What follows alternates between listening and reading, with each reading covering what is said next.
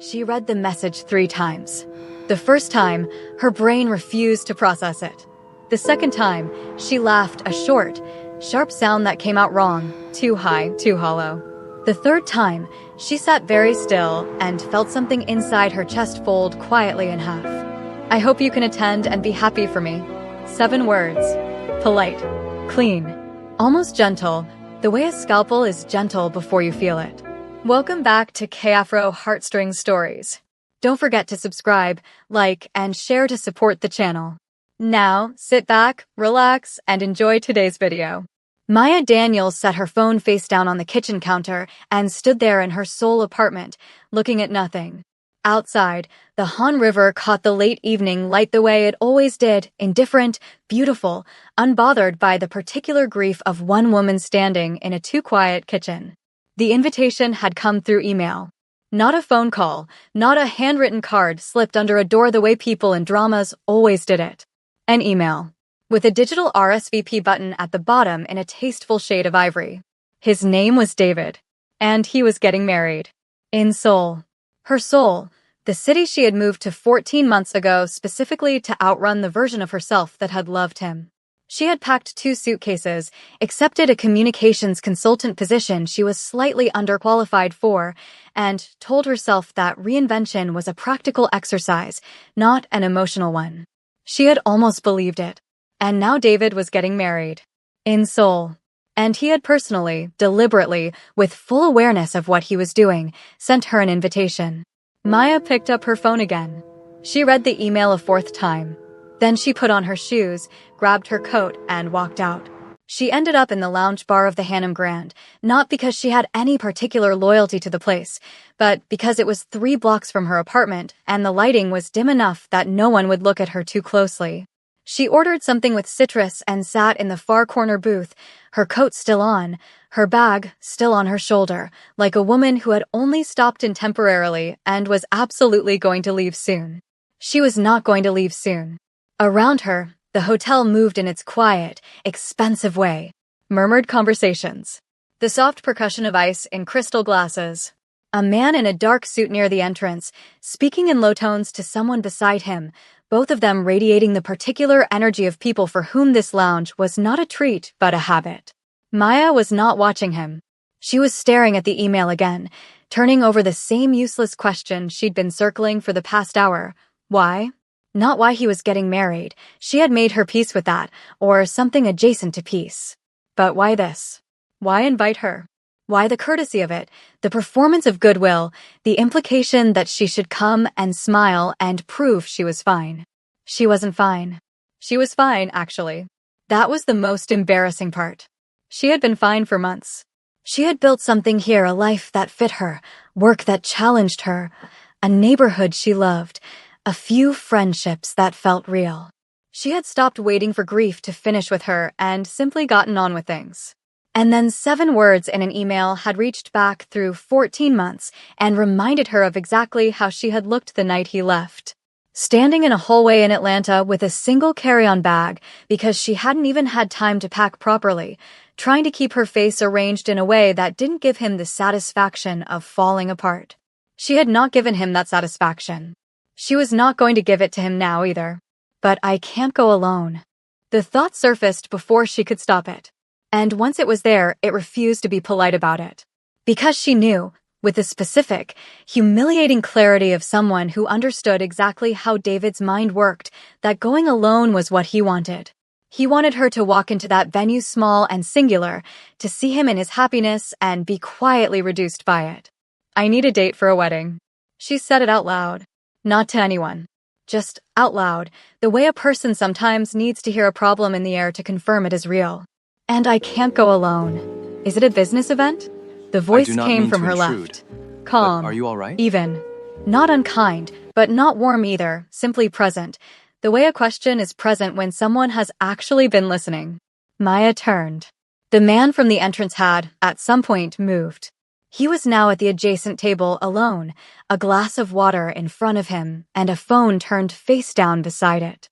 He was looking at her with an expression that was difficult to read, not curious exactly, not amused, just attentive. He was younger than she'd initially thought. Late 20s, maybe 30.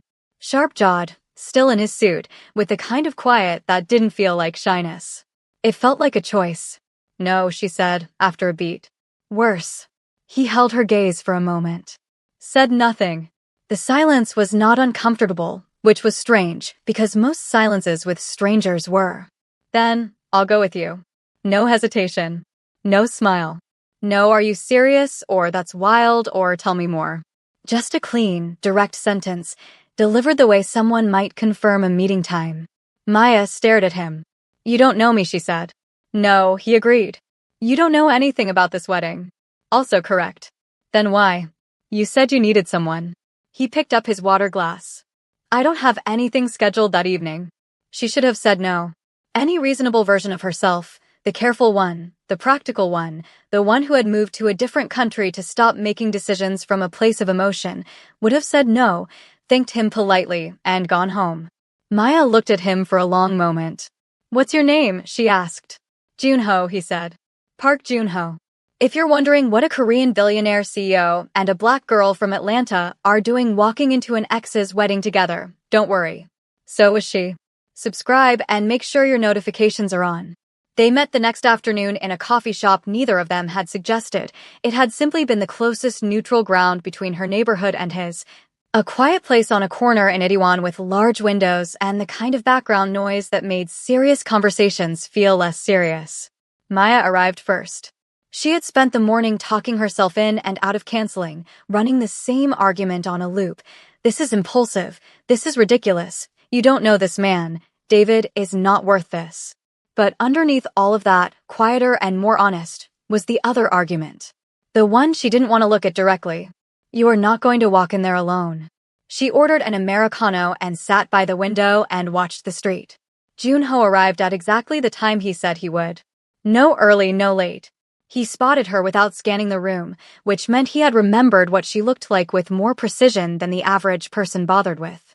He sat down across from her, ordered nothing, and placed his phone on the table beside him the way he had the night before, face down, like a door being closed. Rules, he said. Maya raised an eyebrow. You want to start with rules. It makes things simpler. She almost smiled. All right. Rules. He folded his hands on the table. No personal questions. What either of us does outside of this arrangement is not relevant to the arrangement. Agreed.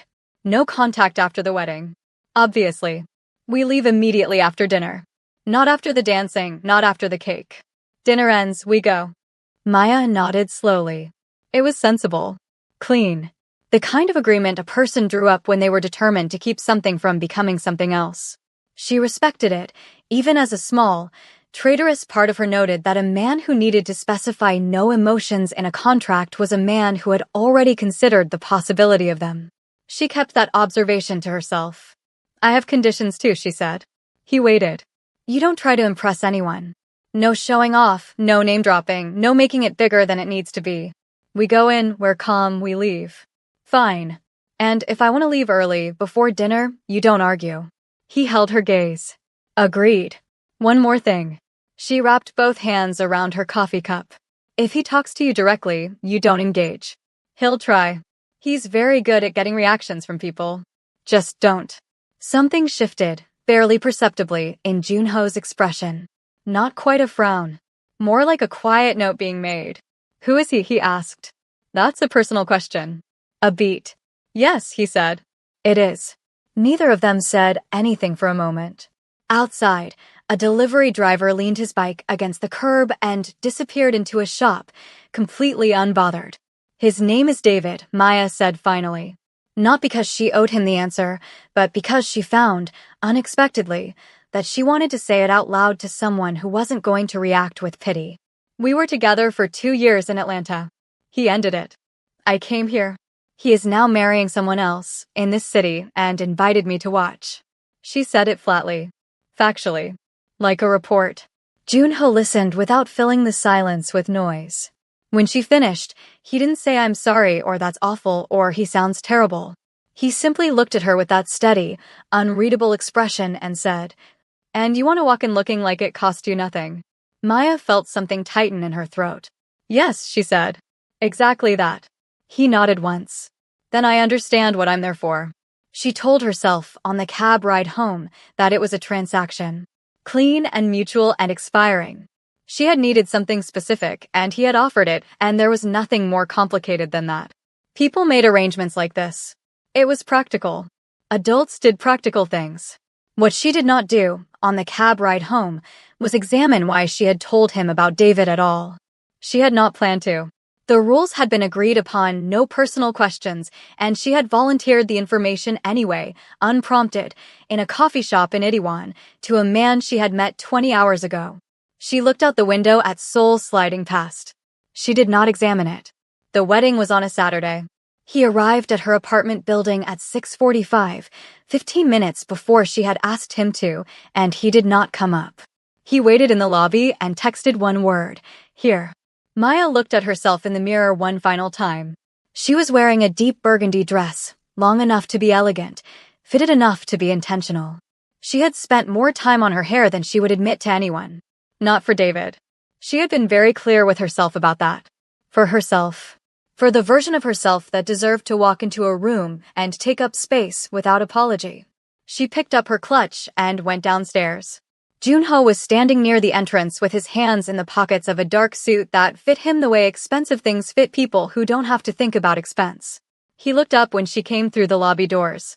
He didn't say you look beautiful or wow or any of the things a man performs when he wants a woman to know he's noticed her. He simply looked at her for one steady moment, and then he reached forward and adjusted the collar of her coat, just slightly, a small correction, barely anything, without asking, without making it significant. Like it was the most natural thing. Maya stood very still. "Ready?" he asked. She was not ready. She had not been ready since the email arrived. But she lifted her chin and said, yes, and walked with him toward the car. The venue was everything she had braced for and worse. Glass walls overlooking the Han River, the city lights catching the water in that way Seoul had of making even ordinary nights feel cinematic. White flowers everywhere, in that aggressively tasteful way that meant someone had spent money specifically to make money look effortless. Guests in gowns and tailored suits, soft music from a live quartet, the warm smell of catered abundance. Maya kept her expression neutral as they walked in. She felt the shift in the room before she saw the cause of it. It was subtle, a slight change in the direction of attention, a few glances pulling toward the entrance. Toward Junho.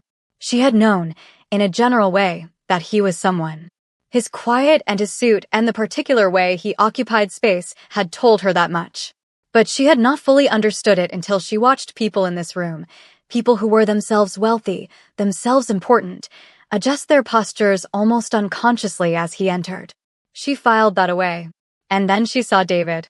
He was standing near the front of the room with his groomsmen, laughing at something, handsome in his white suit, comfortable in the way a man is comfortable at the center of an event built around him. He looked exactly the way she remembered and also, somehow, slightly smaller. Like a photograph of a thing she had once thought was enormous. He turned. And his eyes found her the way eyes do when they've been waiting. For one full second, he didn't move.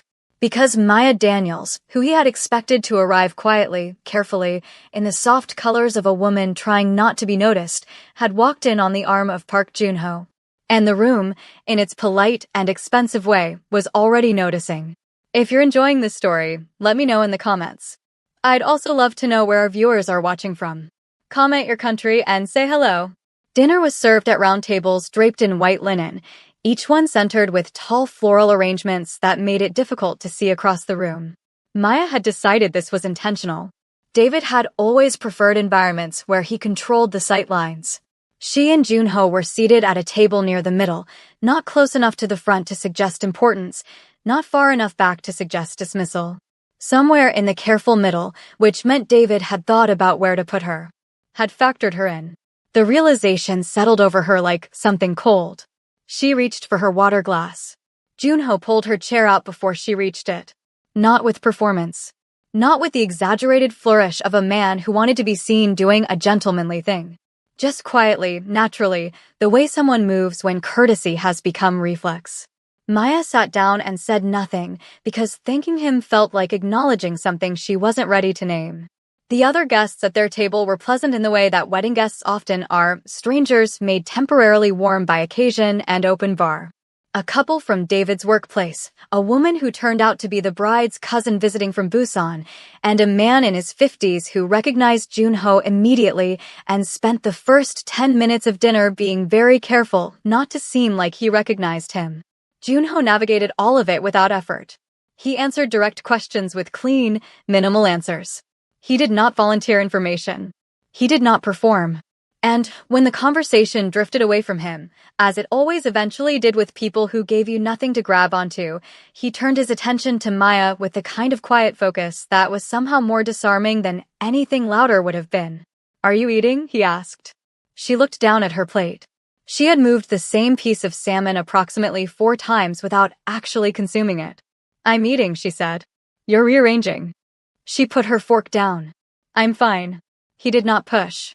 He picked up his own fork and returned to his food and said nothing further, and Maya found, obscurely, that his not pushing was more unsettling than pushing would have been. It left her no argument to deflect with. Across the room, David caught her eye over a flower arrangement. He raised his glass slightly. A toast. A greeting. A small, precise act of acknowledgement that said, "I see you, I know you came, we are performing wellness at each other across this beautiful room." Maya held his gaze for 3 seconds and looked away first. She hated that she looked away first. The provocation came during the main course. David made his way to their table under the cover of greeting all his guests, a slow, sociable loop around the room that just happened to end with them. He was good at this. He had always been good at the approach that didn't look like an approach. "Maya." He said her name warmly, like something he was glad to see. "You came. You invited me," she said. "I did." He smiled. It reached his eyes just enough. "You look incredible. Seoul suits you."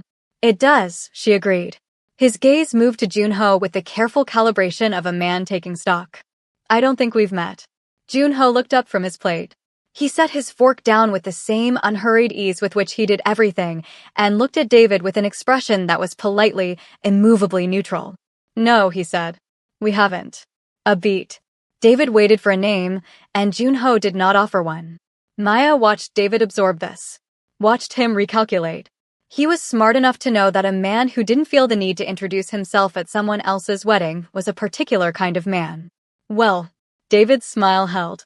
"Any friend of Maya's?" He turned back to her, and his voice dropped just slightly, not enough for the table to notice, enough for her to. "I'm glad you came, truly. I always wanted you to be happy for me." There it was. The same 7 words from the email, delivered in person now, dressed in sincerity. "I wanted you to be happy for me. Not I hope you're happy. Not I'm glad you're well." He wanted her to perform happiness for him. To be a mirror that reflected his joy back at him, clean and uncomplicated, so that he could feel that he had left well. Maya opened her mouth. "She is happy," Junho said. Quietly. No edge to it, no aggression. Just a clean, declarative sentence placed into the air like a fact that had always been true. "She has been for some time." He picked his fork back up. "Congratulations on your wedding." The dismissal was so courteous it took David a full second to recognize it as one. He laughed, a short, recovered sound, and moved on. Maya waited until he was 3 tables away before she exhaled. She did not look at Junho. She looked at her plate, at the salmon she still hadn't eaten, and she felt something complicated move through her that she could not immediately classify. It was not gratitude, exactly. It was something older and more vulnerable than gratitude. It was the feeling of having been seen accurately by someone who had no obligation to see her at all. "You didn't have to do that," she said quietly. "I know," he said. "The rule was you don't engage with him. You said don't engage if he talks to me directly." He lifted his wine glass. "He talked to you." She turned to look at him then. He was looking ahead, at nothing in particular, his profile composed and still. "That's a very specific interpretation of the rule," she said. "I'm a precise person." Despite everything, the venue, the flowers, the salmon, David's face when he walked away, Maya felt the corner of her mouth lift. She turned back to her plate. She ate the salmon. The speeches began after dessert. The best man was funny in the way best men at weddings try to be funny, which is to say moderately, with enough sincerity underneath to save it. The maid of honor cried at the right moment. The bride's father spoke about his daughter with a simplicity that was quietly devastating, and Maya found herself moved in spite of herself, because love spoken plainly, without decoration, has a way of reaching people regardless of context. She was aware, during all of this, that Junho was watching her. Not obviously. Not in a way anyone else would notice. But she felt it, the particular quality of attention that a person can feel even in peripheral vision, even without looking. During the best man's speech, when the room laughed at something, she heard Junho laugh too. It was a short sound. Quiet. Like it had surprised him slightly, like laughter was something that occasionally happened to him against his better judgment. She turned and caught it, the last trace of it on his face before it settled back into composure. He noticed her noticing. Neither of them said anything. But later, she would remember that laugh. Would return to it the way you return to a detail that seemed small in the moment and turns out to have been the whole thing. When the speeches ended and the room dissolved into movement and music, Junho leaned slightly toward her and said, very quietly, "Do you want to go?" She had agreed to leave after dinner. Dinner was done. The arrangement was expiring cleanly, on schedule, exactly the way arrangements were supposed to. Maya looked around the room. At the dancing starting near the front. At David spinning his new wife slowly under warm light. At all the beautiful, indifferent flowers. Not yet, she said. Junho settled back into his chair without comment. Like he had expected exactly that answer. Before we continue, tell me in the comments, what has been your favorite moment in the story so far? Don't forget to like, share, and subscribe if you're enjoying the journey. The terrace was accessed through a side door that most guests hadn't noticed or hadn't bothered with. It ran the length of the venue's east wall, separated from the Han River only by a glass railing and the particular silence that high places have at night, not quiet exactly, but a different register of sound. The city below, the water, the distant percussion of traffic reduced to something almost musical by distance. Maya had found it by accident, following a corridor that looked like it led to the restrooms and instead delivered her here, into the cold and the dark and the unexpected relief of being outside. She stood at the railing and breathed. Inside, through the glass, she could see the reception continuing its warm, oblivious life. Guests moving, glasses raised, the bride laughing at something with her head thrown back in the uninhibited way of a woman at the happiest point of her evening. Maya watched her for a moment. She was beautiful. She seemed genuinely kind, from the brief impression of her that the night had offered. She had done nothing wrong. She was simply a woman who had fallen in love with a man who had, some years before, also been loved by someone else. Maya felt no anger toward her. She had checked. She had gone looking for it, quietly, the way you probe a bruise to understand its edges. And there was nothing there. Just a faint, residual tenderness. The ghost of something that had once been significant and was now simply past. The side door opened behind her. She didn't turn around. She knew the particular quality of his footsteps by now, which was an absurd thing to know about a person she had met 4 days ago, but was apparently true. Junho came to stand beside her at the railing. He had his jacket on still, collar closed against the cold, and he looked out at the river with the same expression he seemed to bring to most things present, contained, giving nothing away for free. They stood in silence for a moment that was long enough to be a choice. "You followed me," she said. "You were gone for 12 minutes. You counted." He said nothing. Maya looked at him sideways. That might be the least casual thing anyone has ever said to me. I wasn't trying to be casual. She turned back to the river. Below them, Seoul moved in its endless, indifferent way, lights on the water, bridges threading the dark, the city entirely unconcerned with what was happening on this terrace between these two people. "Why did you really come tonight?" she asked. It was the question she had been not asking since the coffee shop in 81. She had packed it away under the rules and the arrangement, and the careful architecture of this is temporary, and it had stayed packed away through the venue and the dinner and David's face and the salmon and the laugh she wasn't supposed to notice. But they were outside now, and the reception was nearly over, and the arrangement was expiring, and she found she needed to know before it did. Junho was quiet for long enough that she thought he might redirect. Might cite the rules, or say something minimal and closing. Instead, he said, "I saw you before." Maya turned to look at him fully. 8 months ago, he continued. There was a conference. Technology and cross-cultural investment. It was held at the Signal. He paused. There were 2 executives, one Korean, one American, on the edge of ending a negotiation that had taken 11 months to build. A misunderstanding. Not financial. Cultural. The American had made a comment that he believed was a compliment, and the Korean side had received it as the opposite. Maya felt something shift slowly in her chest. The room was about to collapse, Junho said. And then a woman who was not part of the negotiation, who was not introduced, who had no visible stake in the outcome, leaned across and said something to the Korean executive. Quietly. In Korean. He looked at her. His posture changed within 30 seconds. The negotiation resumed. It closed 2 days later. Maya said nothing. I asked someone afterward who she was, he said. They didn't know her name. They said she was a consultant of some kind, visiting. I had nothing else to find her with. He looked back at the river. Then I saw her again in a hotel bar, talking to no one, with her coat still on, saying she needed a date for a wedding. The city was very quiet from up here. You remembered me from one moment, Maya said. 8 months ago. It was a significant moment. You didn't know anything about me. No. So when you said yes in that bar.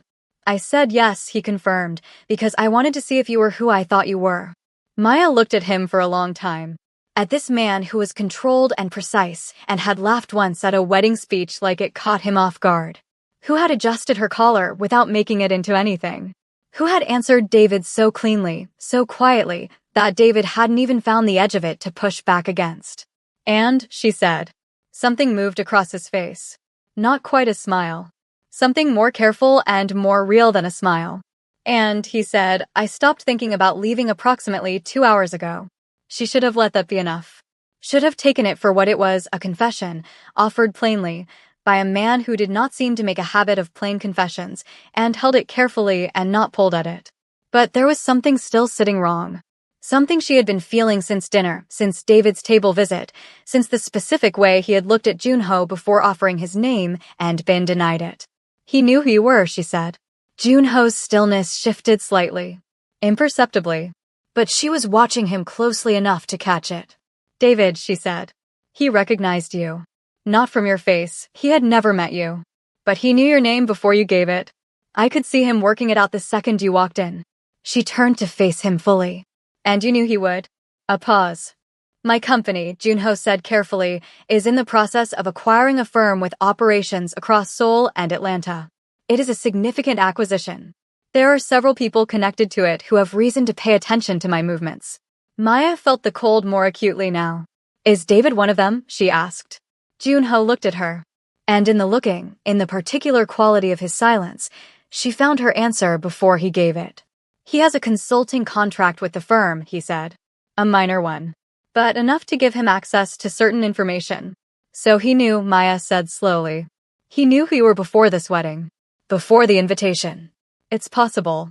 Junho. Yes, he said quietly. It's likely. The river moved below them. Somewhere inside, the music had changed to something slower. Maya pressed her hands flat against the glass railing and looked out at Seoul and thought about the email. The 7 words. I hope you can attend and be happy for me. She had read it as cruelty dressed as courtesy. Had assumed it was about her, about David wanting an audience for his happiness, wanting her to come and witness what she had lost. But what if it wasn't about her at all? What if she had been, from the beginning, a means to an end? What if David had sent that invitation knowing, calculating, that a woman with Maya's particular pride would not arrive alone? And if she arrived with someone, if she was lonely enough or wounded enough to arrive with anyone?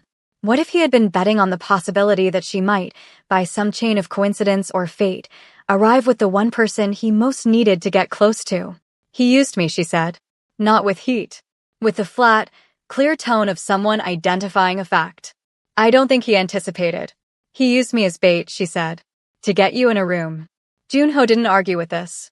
Which was its own kind of answer. Maya was quiet for a long moment.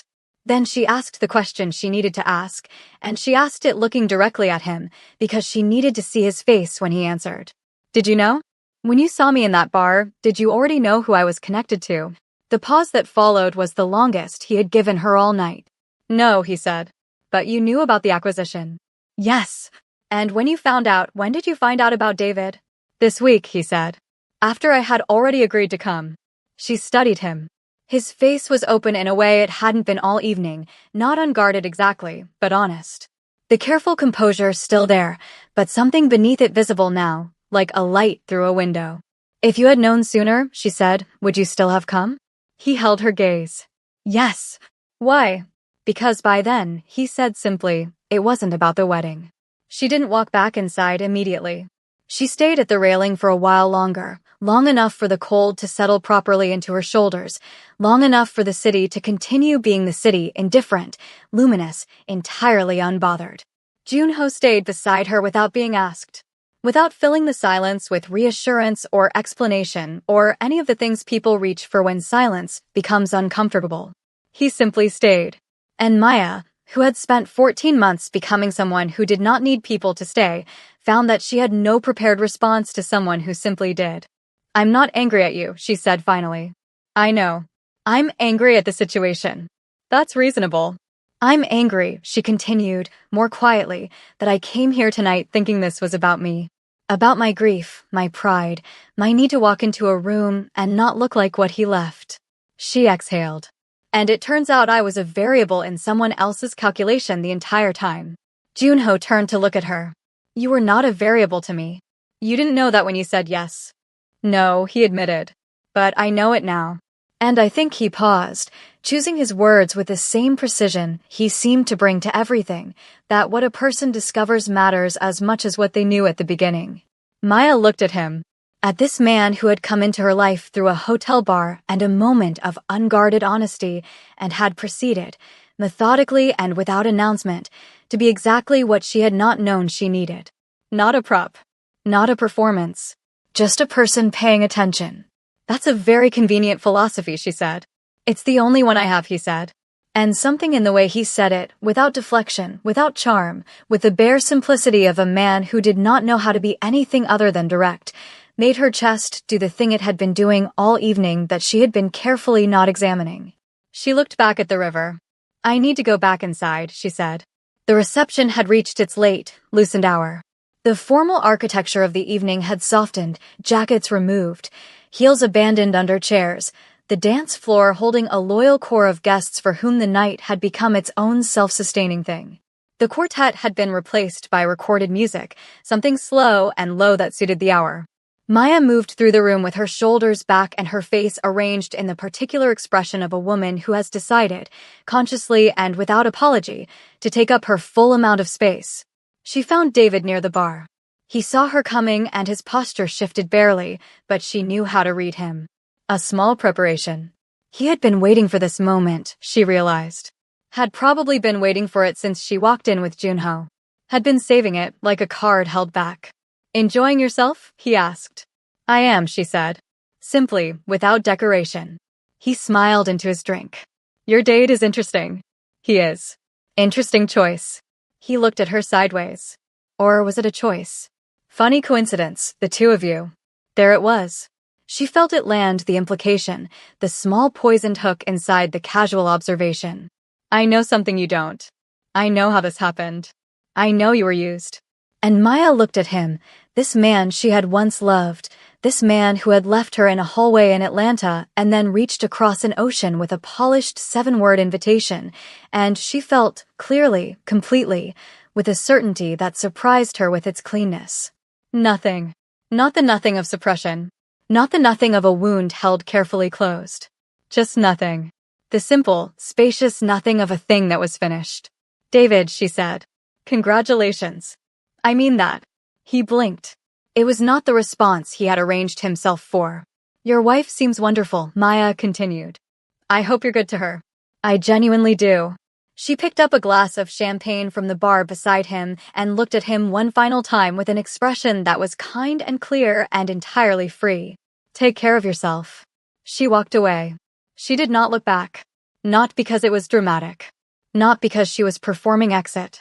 But because there was simply nothing behind her that required her attention anymore. She found her clutch at the table and checked the time. It was later than she'd realized. The room had that quality it gets near the end of a good wedding, warm and slightly golden, people leaning into each other, the night becoming a memory in real time. She was pulling on her coat when she noticed the shift. Not dramatic. Not the room going quiet, not heads turning.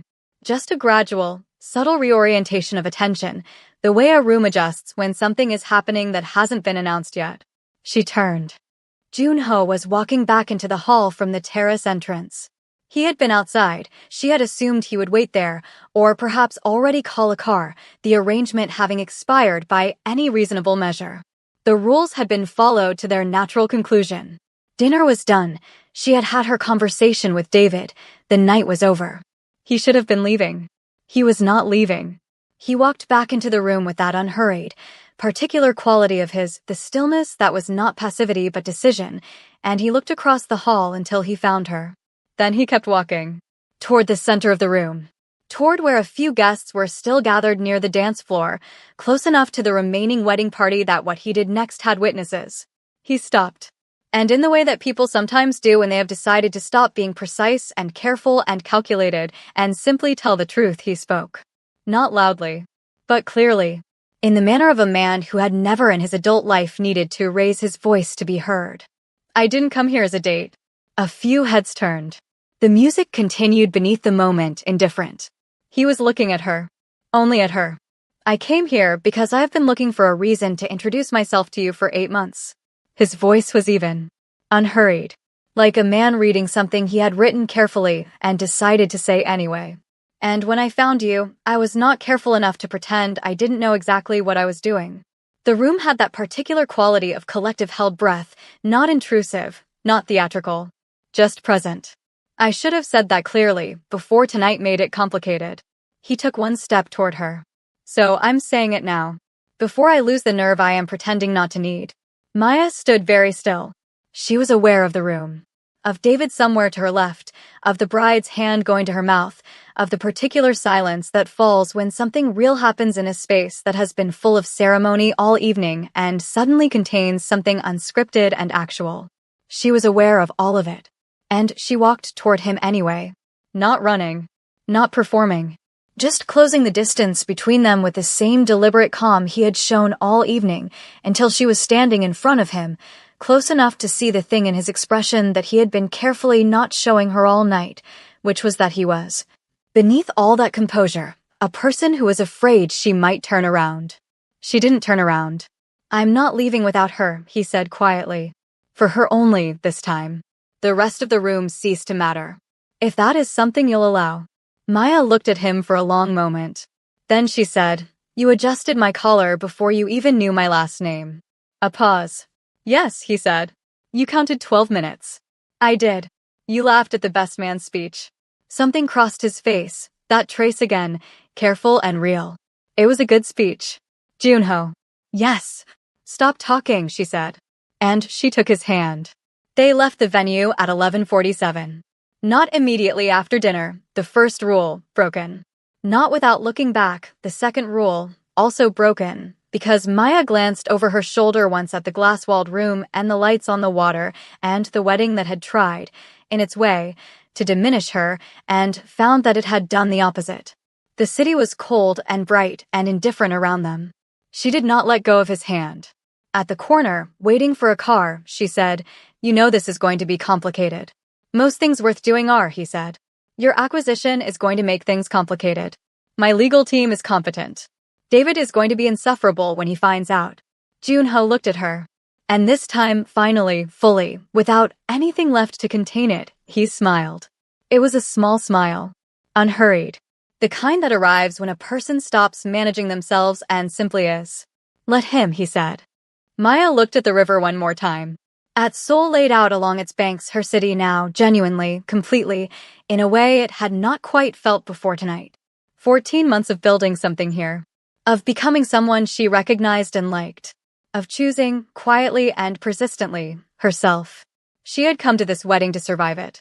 She had not expected to leave it with something new. But she realized standing on a corner in Seoul in the cold, with the city bright and the river dark and a man beside her who had counted her minutes and stayed through the rules and said what he meant in front of a room full of people because he had run out of reasons not to. She was happy. Not performing it. Not directing it at anyone. Not as proof of anything. Just happy. for herself. Thank you for being part of the K-Afro Heartstrings family. If this story touched your heart, please like, comment, and share it with someone special. Subscribe for more unforgettable stories, and I'll see you in the next video. Goodbye for now.